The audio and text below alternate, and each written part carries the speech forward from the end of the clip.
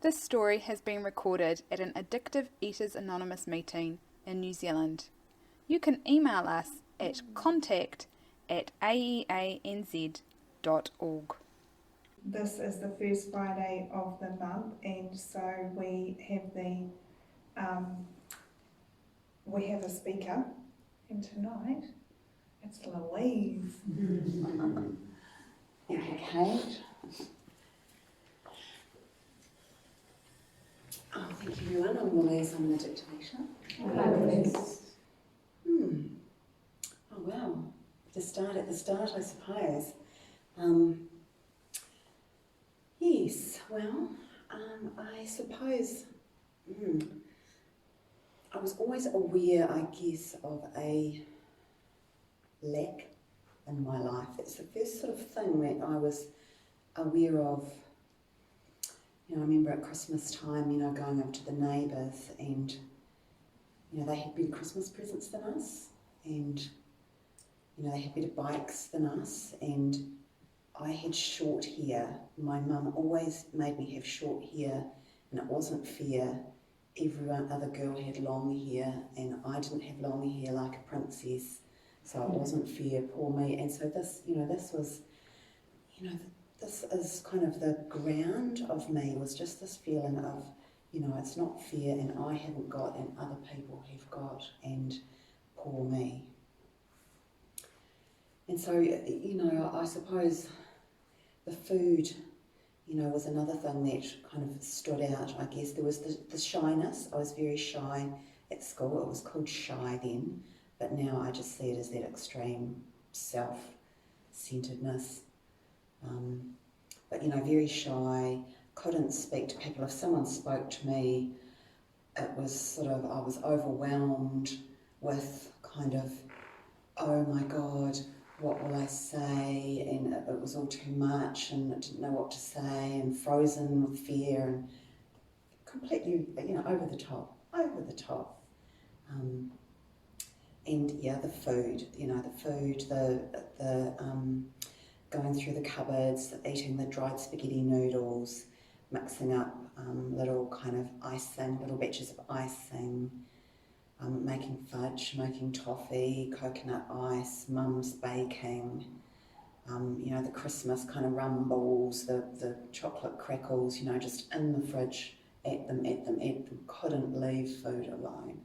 So, and not only the food, there was Disprin. Mum was a headachy person, and we had a lot of Disprin, and I thought Disprin tasted fantastic, so I was always guzzling Disprin. And the Andrews health salts, you know, a good burp was always quite satisfying. Anything, you know, anything, always looking for something, always wanting something, and always at the food. And my parents had a fish and chip shop that delivered to the school, and that just seemed like paradise. And I used to say things like, oh, I wish I could have a sandwich, I'm so sick of fish and a scoop of chips. But actually, I was thrilled that I was just living on fish and chips. It was fantastic. And stealing money from my granddad, going around to his place. He had a set of drawers in the bedroom, $2 notes. There was a stash of $2 notes. So I'd be getting the $2 notes out. Be down the dairy, and I'd be buying the sweets. And then I'd think, oh, maybe I should buy a can of spaghetti and put it in his letterbox or something, because I'd feel a bit sort of guilty, but not that guilty. I never actually did manage that, but because, you know, always this sense of, you know, it wasn't fair, I should have more, and so, you know, I was able to justify that theft. You know, just, it seemed okay. So, I guess my eating didn't really change a lot, perhaps until I left home. And very early on, I left home at 16 or 17 and had moved in with a partner and moved away from where I was living at the time to Wellington with this partner. Very young, and had my first job at a bank as a bank teller, and I thought I was the bee's knees. Walking down Lambton Quay in my sort of hobble skirt, and, you know, I was really into the clothes and the fashion and how I looked. But of course, because I wasn't at home anymore and didn't have any kind of anyone monitoring my food, I was just able to eat what I wanted when I wanted. And I really super got into baking, and I was just baking and baking and baking and getting bigger and bigger and bigger. And I couldn't understand it because I hated it. I hated it. I hated myself. So I'd go to bed at night and I'd look at my great big fat thighs and I'd slap my fat thighs. And I'd been brought up a Catholic, so I still had this kind of thing, God, Jesus, I don't want to eat anything, any cake or biscuits tomorrow. It's going to be fruit, water, salad sandwiches. I can't have, this fat on me. I can't bear it, can't stand it. Crying, and then I'd throw in, I'm such a sinner, I'm such a bad person, and there was all that self-hatred, and it was pretty hideous. And then I'd wake up in the morning and that crying person was gone, and I just wanted to eat again. So, yeah, it was very baffling, I guess. So I started, going on my geographicals, because it seemed like, well, maybe if I went overseas and lived somewhere else, things would be different and I would be different. And because I was still, had that horrible, shy, self-centeredness, incredible reserve, couldn't communicate with people, I still had that. And I kept thinking, well, if I go somewhere else and the people don't know me, I can pretend to be someone else, and I can have friends, and I can, be popular, and I can, be slim, and my life can be really amazing. And so, off I went to Australia for a couple of years, and then off to London, and of course nothing changed. For the first, few days, perhaps, I could pretend to be somebody else, and I could, the fascination with the food would sort of settle a bit, but it would be back pretty quickly, and I'd be just back in the old patterns, the eating and the despair. And my friend, when I was a teenager, had sort of taught me how to vomit, and so I started employing vomiting as a way to control the weight, because I just really had so much self-loathing around the weight. I just couldn't bear it. So yeah, when I was overseas, I got quite a lot into the binging and the vomiting. And then when I was in London, I met a man who was a sort of a spiritual guy, following a particular spiritual practice, plus he was, and still is, amazingly enough, really super into health food, and he was all about raw food and supplements and fasting, and I thought, wow, hallelujah, this is it. I've been eating all wrong, bad for my body type, completely unenlightened, but now this guy is going to show me, and I'm going to come right with the food. And so I did all the fasting and the enemas, and lots and lots of health food. I only shopped at the health food shop. Lots of raw fish, and I'd sort of make cakes out of kind of carrot and tahini, all kind of munched together. But then when the health food boyfriend was at work, I'd be like, oh no, I've got to get something. So I'd be down the supermarket getting a binge. Back home, we didn't have a TV because we were, too spiritual for the TV. So I'd have my newspaper, and I'd have the newspaper here on my right, the binge on my left, and I'd be eating and reading, eating and reading, eating and reading, and just slowly feeling sicker and sicker and worse and worse. Although I'd been so excited about the binge, I'd been so thrilled, I'd been lit up when I was buying the binge. Oh yes, 6 lemon tarts, and ooh, couldn't wait. But of course, once it was going in, I felt just hideous, and so the eating got slower, and the reading, and then I'd get to the point where it was just terrible. Into the toilet, vomiting, looking in the mirror, my eyes would be running, they'd be red and bulging. I'd look like a monster, and be like, oh my God, I've done it again. I am never doing that again. That is hideous. That is horrible. and, you know, the food, any leftovers, you know, in the bin or whatever, and honestly, it would be maybe a few hours later, like, oh, that bit of, you know, whatever that I didn't eat, you know, and trying to get it back out of the bin, and yeah, so, yeah, nothing, no matter how much I resolved to stop, I just could not stop. And of course there was a huge emotional price to be paid, all that secret, because it was all a secret, all that secret binging, the vomiting, the, you know, buying the binges, this whole secret life, and then yet pretending to be a partner and a worker and, you know, a Kiwi woman having a great OE, oh woohoo, this is the time of my life, you know, trying to be all that, and yet this horrible secret thing going on. So I just felt, you know, terrible, just terrible. So I came back to New Zealand, got quite heavily into drugs and alcohol, just the situation where I was living.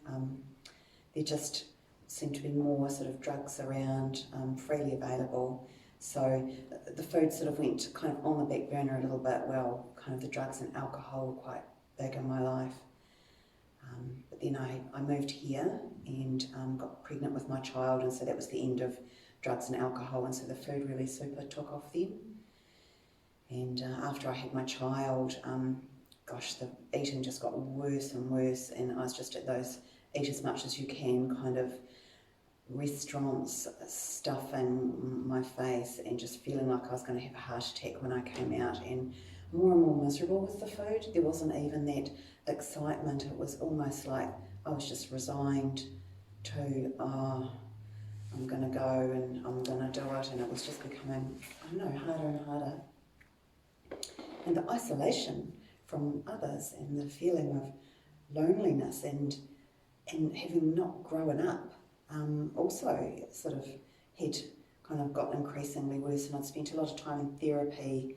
I decided that it was perhaps all Mum's fault because my life was so miserable, because Mum hadn't loved me enough and she hadn't hugged me enough, and Dad hadn't, you know, called me his special princess, and so I didn't have all those kind of key things that if I'd have had them, I'd have been this incredible, amazing and wonderful and fulfilled and happy person. And so I spent a lot of time and energy pursuing that anger with Mum and that blame of her, and many times writing the letter to Mum about what she'd done to me, but thank God I never posted it.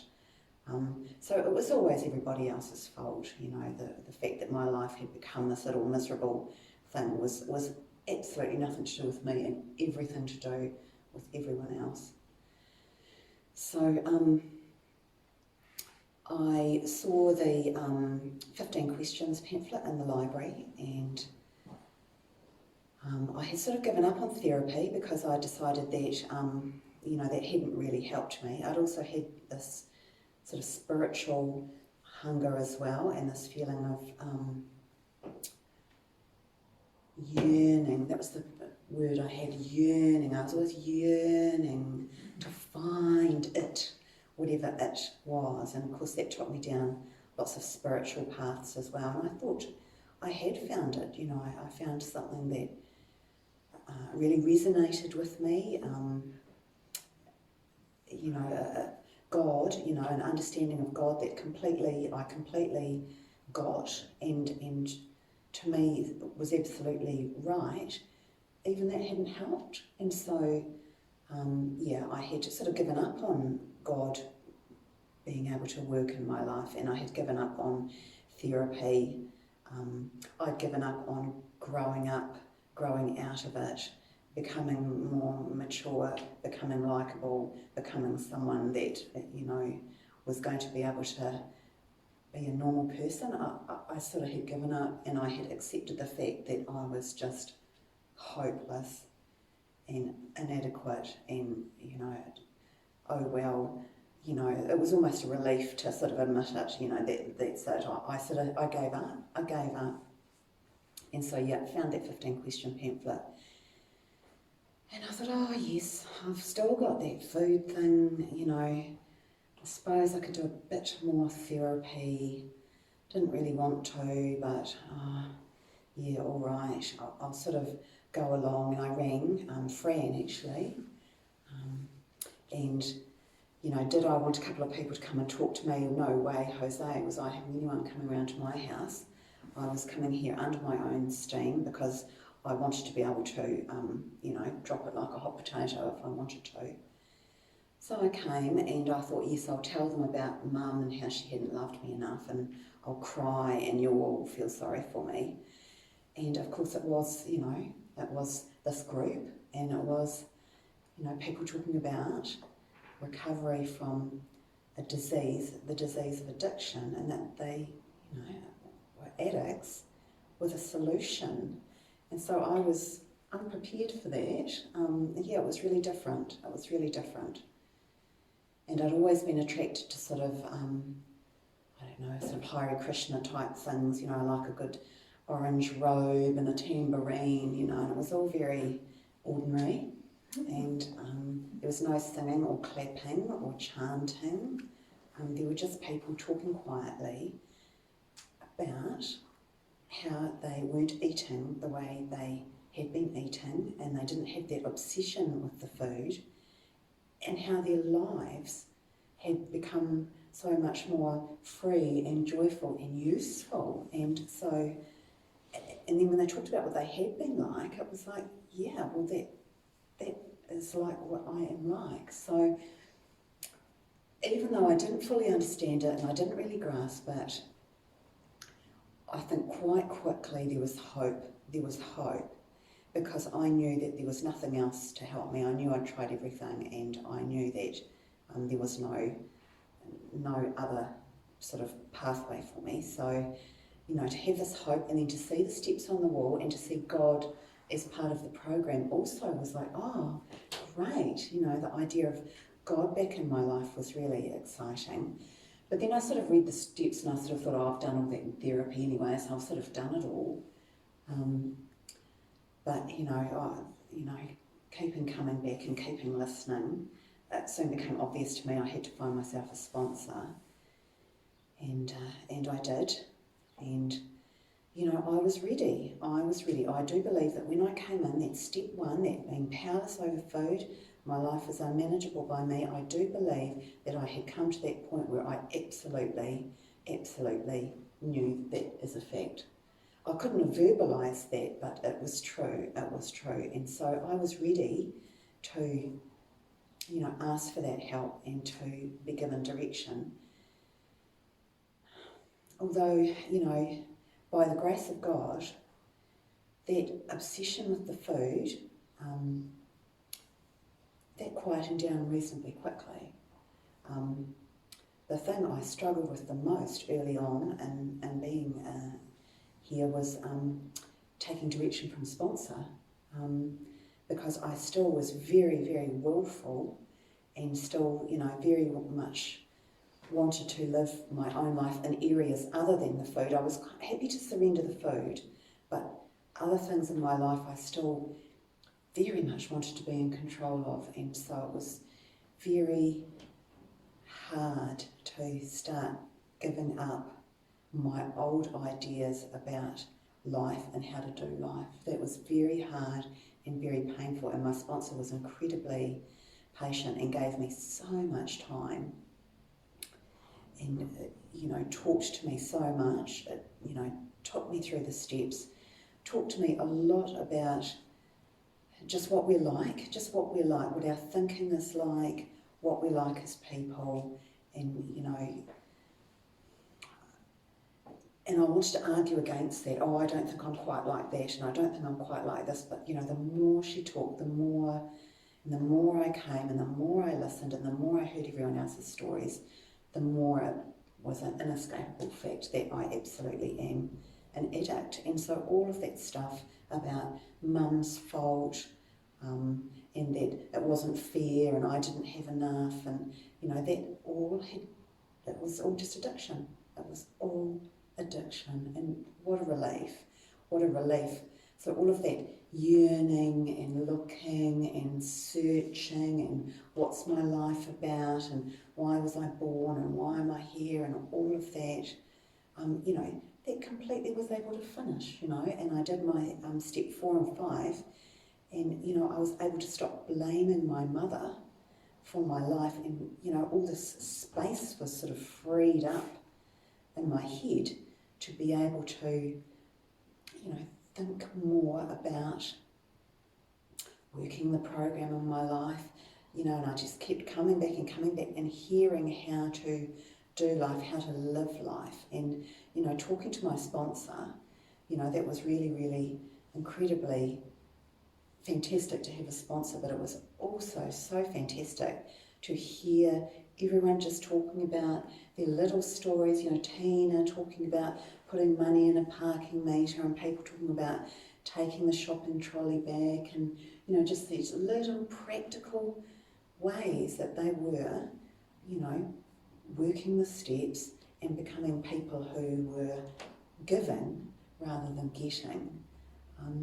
So, you know, my life and my thinking was able to slowly transform. And I always loved Janelle's analogy about getting well as like that ship turning at sea. You know, it's very slow and takes a long time, and it does feel to me that it's taken a lot of years for me to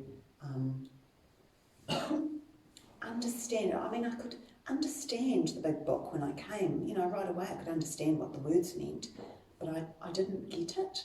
I didn't get it. It's taken me a long time to get this simple spiritual life of cleaning house. Was it love God, clean house, help others, whatever order that's in. That it's just actually really simple, and it's just something that it's just a way of life. It's not something I'm trying to add into my life or something that I'm tacking onto my life. It just is my life. It just is my life. So, you know, the freedom from the food has enabled me to have that amazing freedom to live this simple spiritual life, to think of others, to be useful where I can be useful, to be loving, kind, tolerant, you know, all those things that I couldn't be in the food, to have a higher power in my life, and to have a genuine desire to live as God would have me live. And yeah, so it's a miracle. It's a miracle. It's a joy to be part of something that is so simple and yet so profound and beautiful. So thank you, Kate. Thanks, Louise.